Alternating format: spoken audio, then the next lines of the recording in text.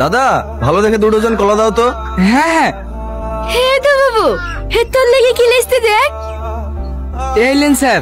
কত? 60 টাকা ডজন, 120 টাকা। অনেক ওভার প্রাইস, 50 করে হলে বলো। 50 টাকা দিলে আমার লস হয়ে যাবে। তাহলে থাক, লাগবে না, তুমি নিয়ে যাও। ভালো কলা স্যার। বললাম তো লাগবে না। নিয়ে নিলে তো পারতে। তুমি চেনো না এদেরকে, সবসময় দাম বাড়িয়ে বাড়িয়ে বলে। দেখবে এক্ষুনি দিয়ে যাবে। স্যার স্যার দাঁড়ান স্যার। এইলেন স্যার, 100 টাকায় দিন। দেখলে তো এইসব লোক এইভাবেই মানে। প্যাক হয়েছে? হ্যাঁ স্যার। কত হলো? 60 টাকা। এত হয় নাকি? না ধরো।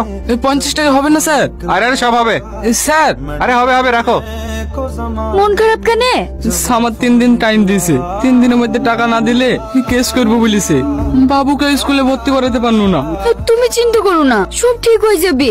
আমিও তোর কদিন বাদ টাকা পাবো, ওই টাকাতে ঘর ভাড়া মিটিয়ে দেবো। এখন বাড়ি যাই।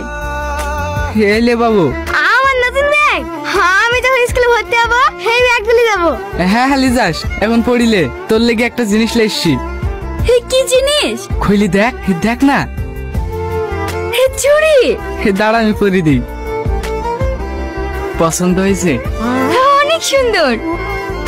সরকারেরও দোষ আছে। কেন? এসব অসহায় মানুষদেরকে সরকার দেখবে না তো কে দেখবে বলো? তুমি সেদিনের কথা ভুলে গেলে? 10টা টাকার জন্য মানুষটার সঙ্গে কিরকম ব্যবহার করলে? ওদেরও সংসার আছে, পেট আছে। দুমুঠো খাবারের জন্য ওরা প্রতিদিন লড়াই করে। ওরা চাষ করে বলেই আমরা এসি করে বসে খাবার খেতে পাচ্ছি। আমাদেরও উচিত প্রত্যেকটা কৃষককে সম্মান করা। তুমি আবার শুরু হয়ে যাও না। ওয়েটার, বিল নিয়ে এসো। Okay sir. স্যার আপনার বিল। শোনো, থ্যাংক ইউ স্যার। টিপস দেওয়াটা কি খুব জরুরি ছিল? আরে ওটুকু দিতে হয়, স্ট্যাটাস মেইনটেইনের একটা ব্যাপার আছে না।